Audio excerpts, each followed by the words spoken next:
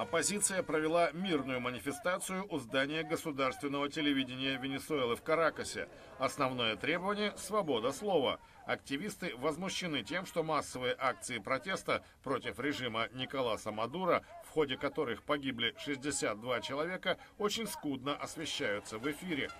Круглосуточный новостной канал постоянно получает предупреждения по поводу прямых трансляций столкновений между демонстрантами и полицией, а также в связи с употреблением таких терминов, как диктатура и репрессии. Во времена Уго Чавеса с 1999 по 2013 год 3 частных телеканала страны не сталкивались с такими ограничениями. Сторонники правительства провели в Каракасе свою демонстрацию с требованием отставки генерального прокурора Луисы Ортеги-Диас. Она осудила идею Мадуро созвать Конституционную ассамблею без референдума. Чавес также созывал ассамблею, но этому предшествовало общенациональное голосование.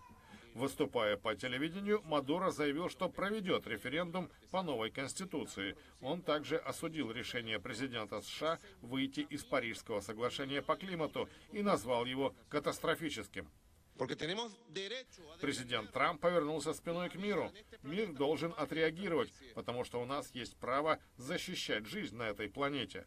Соглашение обязывающее и для Соединенных Штатов, и для всего мира. Нужно мобилизоваться, чтобы заставить президента Трампа уважать Парижский договор. Мадуро все активнее нападает на Трампа. В мае он обвинил президента США во вмешательстве во внутренние дела своей страны, после того, как Вашингтон ввел санкции против членов Верховного суда Венесуэлы, обвинив их в нарушениях прав человека.